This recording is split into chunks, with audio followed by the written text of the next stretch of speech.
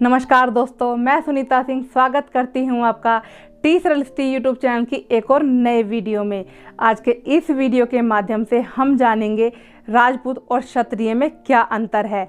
अक्सर लोगों के मन में यह सवाल रहता है कि राजपूत और क्षत्रिय कौन है, असली क्षत्रिय कौन है, क्षत्रियों की उत्पत्ति कैसे हुई, राजपूत कौन है, राजपूतों का इतिहास और उत्पत्ति कैसे हुई, राजपूत और क्षत्रिय में क्या संबंध है।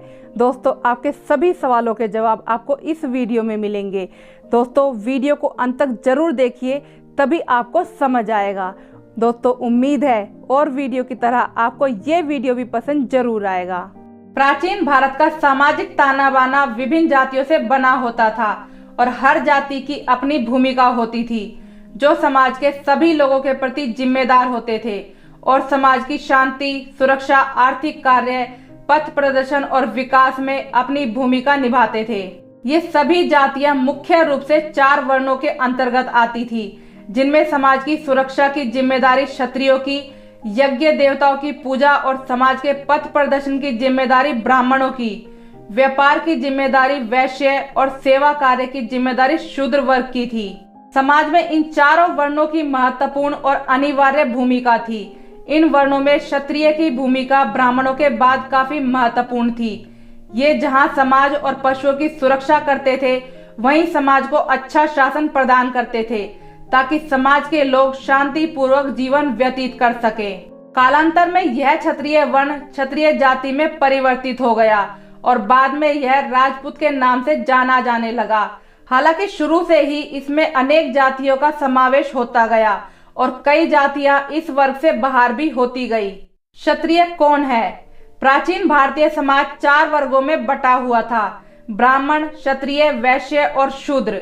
इन वर्णों के कार्य और जिम्मेदारियां निश्चित थी। इनमें से ब्राह्मण यज्ञ और पुरोहित का कार्य करते थे, वहीं क्षत्रिय समाज की सुरक्षा के लिए जाने जाते थे। वैश्यों का व्यापार और शूद्रों के लिए सेवा कार्य निश्चित थे। इन वर्णों में क्षत्रिय अपनी वीरता और साहस के लिए जाने जाते थे और इस वर्ण में वैसे ही लोग होते थे जो सैन्य कुशलता में पराक्रमी और शासक प्रवृत्ति के होते थे। युद्ध और सुरक्षा की जिम्मेदारी का निर्वहन करने वाला वर्ण क्षत्रिय कहलाता था। इतिहास और साहित्य में कई क्षत्रिय राजाओं का वर्णन हुआ है, जिनमें अयोध्या के राजा श्री राम, कृष्ण, पृथ्वीराज चौहान, महाराणा प्रताप आदि प्रमुख हैं। क्षत्रियों के वंशज वर्तमान में राजपूत के रूप में जाने जाते हैं। क्षत्रिय की उत्पत्ति। प्राचीन सिद्धांतों और मान्यताओं के अनुसार क्षत्रिय की उत्पत्ति ब्रह्मा की भुजाओं से हुई मानी जाती है। एक और कथा के अनुसार क्षत्रियों की उत्पत्ति अग्नि से हुई थी। कुछ लोग अग्निकुला के इस सिद्धांत को विदेशियों को भारतीय समाज में शामिल होने के लिए किए गए शुद्धिकरण की प्रतिक्रिया के रूप में देखते हैं। अग्निकुला सिद्धांत का वर्णन चंद्रबरदाई रचित पृथ्वीराज रासों में आता है, जिसके अनुसार वशिष्ठ मुनि ने आबू पर्वत पर 4 क्षत्रिय जातियों को उत्पन्न किया था, जिसमें प्रतिहार, परमार, चौहान और चालुक्य या सोलंकी थे। ऋग्वैदिक शासन प्रणाली में शासक के लिए राजन और राजन्य शब्दों का प्रयोग किया गया है। उस समय राजन वंशानुगत नहीं माना जाता था। वैदिक काल के अंतिम अवस्था में राजन्य की जगह क्षत्रिय शब्द ने ले ली, जो किसी विशेष क्षेत्र पर शक्ति या प्रभाव के नियंत्रण को इंगित करता था। विशेष क्षेत्र पर प्रभुत्व रखने वाले क्षत्रिय कहलाए। महाभारत के आदि पर्व के अंशावतरण पर्व के अध्याय 64 के अनुसार क्षत्रिय वंश की उत्पत्ति ब्राह्मणों द्वारा हुई है। प्राचीन साहित्यों से पता चलता है कि क्षत्रिय वर्ण आनुवंशिक नहीं था और यह किसी जाति विशेष से संबंधित नहीं था। जातकों, रामायण और महाभारत ग्रंथों में क्षत्रिय शब्द से सामंत वर्ग और युद्धरत अनेक जातियों जैसे अहीर, गडरिया, गुज्जर, मद्र, शक आदि का भी वर्णन हुआ है। वास्तव में क्षत्रिय समस्त राजवर्ग और सैन्य वर्ग के प्रतिनिधित्व करता था। क्षत्रिय वर्ग का मुख्य कर्तव्य युद्ध कला में समाज की रक्षा के लिए युद्ध करना तथा शांति काल में अनुशासन प्रदान करना होता था। राजपूत कौन है? राजपूत अपने स्वाभिमान, वीरता, त्याग और बलिदान के लिए जाने जाते थे। अदम्य साहस और देशभक्ति उनमें कूट कूट कर भरी होती थी। राजपूत राजपुत्र का ही अपभ्रंश माना जाता है और इनमें राजाओं के पुत्र, सगे संबंधी और अन्य राज्य परिवारों के लोग होते थे। राजपूत शासक वर्ग से संबंध रखते थे और इनमें मुख्य रूप से क्षत्रिय जाति के लोग होते थे। हालांकि शासक वर्ग की कई जातियां शासन और शक्ति की बदौलत राजपूत जाति में शामिल होती गई।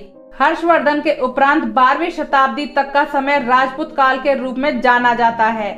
इस समय तक उत्तर भारत के राजपूतों के 36 कुल प्रसिद्ध हो चुके थे। इनमें चौहान, प्रतिहार, परमार, चालुक्य, सोलंकी, राठौर, गहलोत, सिसोदिया, कछवा, तोमर आदि प्रमुख थे। राजपूतों का इतिहास एवं उत्पत्ति। राजपूतों की उत्पत्ति के विषय में इतिहास विशेषज्ञों का मत एक नहीं रहा है। कई इतिहासकारों का मानना है कि प्राचीन क्षत्रिय वर्ण के वंशज राजपूत जाति के रूप में परिवर्तित हो गए। कुछ विद्वान खासकर औपनिवेशिक काल में यह मानते थे कि क्षत्रिय विदेशी आक्रमणकारियों जैसे सिंथियन और हुणों के वंशज है, जो भारतीय समाज में आकर रच बस गए और इसी समाज का हिस्सा बन गए। कर्नल जेम्स टॉड और विलियम क्रूक क्षत्रियों के सिंथियन मूल को मानते थे। वीए स्मिथ क्षत्रियों का संबंध शक और कुषाण जैसी जातियों से भी जोड़ते हैं। ईश्वरी प्रसाद और डी.आर. भंडारकर ने भी इन सिद्धांतों का समर्थन किया है और राजपूतों को इनका वंशज मानते हैं। वहीं कुछ अन्य विद्वान राजपूतों को वैसे ब्राह्मण मानते थे जो शासन करते थे। आधुनिक शोधों से पता चलता है कि राजपूत विभिन्न जातीय और भौगोलिक क्षेत्रों से आए और भारत भूमि में रच बस गए। राजपुत्र पहली बार 11वीं शताब्दी के संस्कृत शिलालेखों में शाही पदनामों के लिए प्रयुक्त दिखाई देता है। यह राजा के पुत्रों, रिश्तेदारों आदि के लिए प्रयुक्त होता था। मध्य युगीन साहित्य के अनुसार विभिन्न जातियों के लोग शासक वर्ग में होने की वजह से इस श्रेणी में आ गए। धीरे धीरे राजपूत एक सामाजिक वर्ग के रूप में सामने आया, जो कालांतर में वंशानुगत हो गया। वर्तमान में राजपूत इन्हीं क्षत्रियों के वंशज माने जाते हैं, किंतु क्षत्रिय से राजपूत तक आते आते एक लंबा समय लग गया और यह अपने वर्तमान स्वरूप को 16वीं शताब्दी में प्राप्त कर सका। हालांकि उत्तर भारत में यह 6ठी शताब्दी विभिन्न वंशावलियों का वर्णन करने के लिए प्रयुक्त होता है। शुरू में 11वीं शताब्दी में शाही अधिकारियों के लिए गैर वंशानुगत पदनाम के रूप में राजपुत्र शब्द का प्रयोग होने के उदाहरण मिलते हैं, जो धीरे धीरे एक सामाजिक वर्ग के रूप में विकसित हुआ। इस वर्ग में विभिन्न प्रकार के जातीय और भौगोलिक पृष्ठभूमि के लोग शामिल थे। यह बाद में जाकर 16वीं और 17वीं शताब्दी तक लगभग वंशानुगत हो चुकी थी। राजपूत शब्द रजपूत, जिसका अर्थ धरती पुत्र के रूप में भी कहीं कहीं प्रयुक्त होता है, परंतु यह वास्तविक रूप से मुगल काल में ही प्रयोग में आने लगा। यह राजपूत के अपभ्रंश के रूप में राजपूत के रूप में राजा और उसकी संतानों के लिए प्रयुक्त होने लगा। कौटिल्य, कालिदास, बाण भट्ट आदि की रचनाओं में भी क्षत्रियों के लिए राजपुत्र का प्रयोग हुआ है। अरबी लेखक अल-बेरूनी ने भी अपनी किताबों में राजपूत या राजपुत्र का जिक्र न करके क्षत्रिय शब्द का प्रयोग किया है। राजपूतों को उत्तर भारत में भिन्न भिन्न नामों से जाना जाता है। उत्तर प्रदेश में ठाकुर, बिहार में बाबू साहेब या बबुआन, गुजरात में बापू, पर्वतीय क्षेत्रों में रावत या राणा आदि। क्षत्रिय और राजपूत में क्या अंतर है? क्षत्रिय भारतीय समाज की वर्ण व्यवस्था का एक अंग है, जबकि राजपूत एक जाति है। क्षत्रिय वैदिक संस्कृति से निकला शब्द है, वहीं राजपूत शब्द 6ठी शताब्दी से लेकर 12वीं शताब्दी में विकसित हुआ।